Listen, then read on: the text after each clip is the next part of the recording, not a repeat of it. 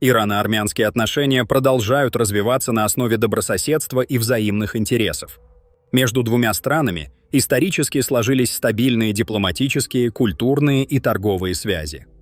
Существует значительный потенциал для расширения сотрудничества, в особенности в сферах экономики, транспорта, туризма и образования.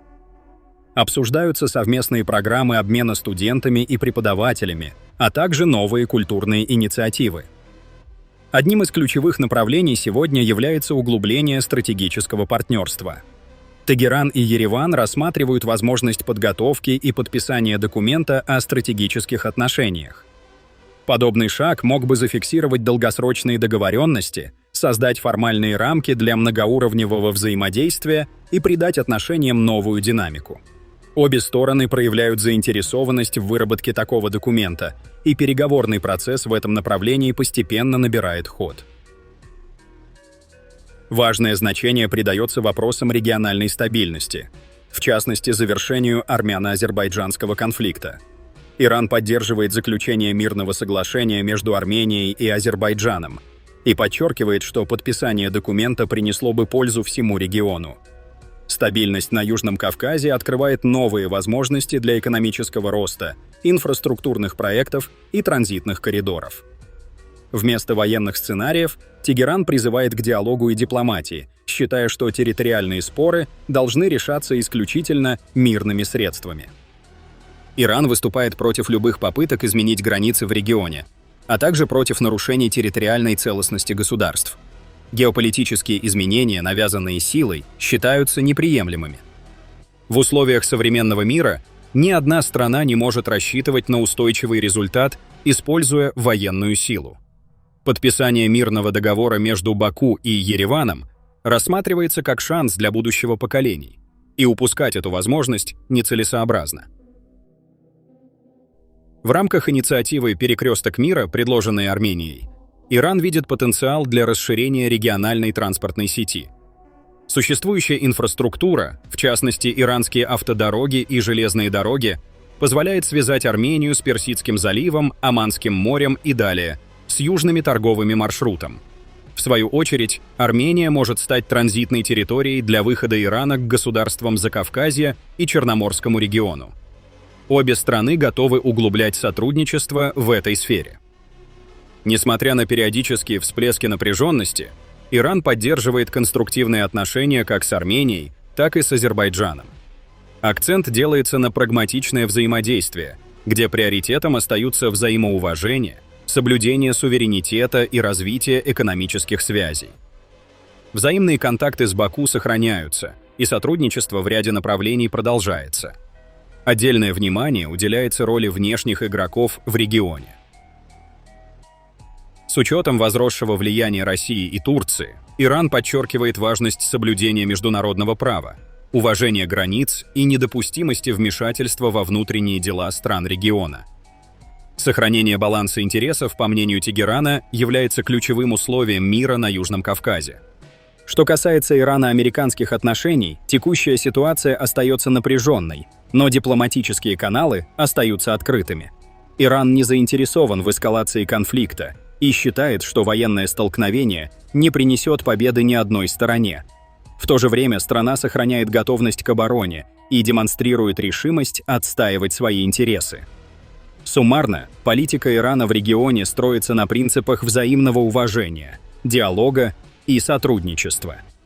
В условиях геополитических сдвигов и кризисов ставка делается на укрепление связей с соседями, развитие транспортных коридоров и участие в мирных процессах. На фоне нарастающей напряженности вокруг Ирана в регионе возможен пересмотр расстановки сил. В такой обстановке Азербайджан может попытаться использовать ослабление международного внимания к Южному Кавказу. Рост активности США и их союзников вблизи иранских границ, в том числе маневры военного флота, отодвигают региональные проблемы на второй план. Это создает условия, при которых реакции международного сообщества на локальные обострения могут быть сдержанными. Одним из возможных последствий является снижение международного давления в случае нарастания напряженности между Баку и Ереваном. особенно учитывая, что в условиях внешнего давления на Иран его возможности оперативного реагирования на процессы вблизи своих границ могут быть ограничены. Снижение активности Тегерана на южном направлении может изменить баланс сил в регионе. Учитывая тесное взаимодействие Баку с Анкарой, такой сценарий способен открыть новые возможности для переосмысления стратегических целей. Дополнительным фактором остается позиция Запада. В контексте ближневосточного конфликта некоторые государства могут видеть в странах Южного Кавказа потенциальных партнеров для обеспечения стабильности и сдерживания влияния третьих сторон. На этом фоне Армении важно выстроить многоуровневую стратегию. Во-первых, дипломатические усилия должны быть направлены на повышение осведомленности мирового сообщества о значении стабильности в регионе. Во-вторых, укрепление обороноспособности остается приоритетом на случай возможных инцидентов. В-третьих, важно активизировать связи с соседними государствами, в том числе с Ираном, чьи интересы также затрагиваются в случае изменения регионального баланса. Наконец, миссия ЕС, действующая на территории Армении, может сыграть ключевую роль в поддержании прозрачности и фиксации происходящего. Доклады европейских наблюдателей – важный инструмент превентивной дипломатии и деэскалации. Постскриптум. Обострение ситуации вокруг Ирана может иметь серьезные последствия для региона. Армения, находясь в непосредственной близости, рискует столкнуться с вызовами как в сфере безопасности, так и в экономике. В то же время для Азербайджана такая динамика может создавать новые возможности. С учетом напряженных отношений с Ираном, ослабление последнего способно изменить расстановку сил в регионе в пользу Баку. Кроме того, нестабильность в южном направлении может снизить уровень внешнего сдерживания, что потенциально позволит Азербайджану действовать более свободно в своих региональных инициативах. Ситуация остается чувствительной. Однако при последовательной и продуманной политике можно снизить риски и сохранить стабильность на Южном Кавказе. Среди последних новостей особое внимание привлекли сообщения о возможном согласовании мирного соглашения между Арменией и Азербайджаном. Несмотря на высокую активность в медиа, официального текста документа пока не представлено. Это подтвердили и в Ереване, и в Баку. Поэтому преждевременно делать окончательные выводы до появления конкретных формулировок. На данный момент известно следующее. Армения выразила готовность к подписанию соглашения. Однако со стороны Азербайджана пока нет четкой уверенности в аналогичном намерении. Заявления официальных представителей Баку и дальнейшая риторика показывают, что стороны еще далеки от полной синхронизации позиций. Очевидно, что в нынешней ситуации сложно ожидать равноправного соглашения. Влияние на его содержание, судя по всему, оказывается с азербайджанской стороны, что отражает текущее соотношение сил. Тем не менее, этот процесс также вызывает напряженность и в Баку. Любые обязательства в рамках мирного соглашения требуют готовности к компромиссам.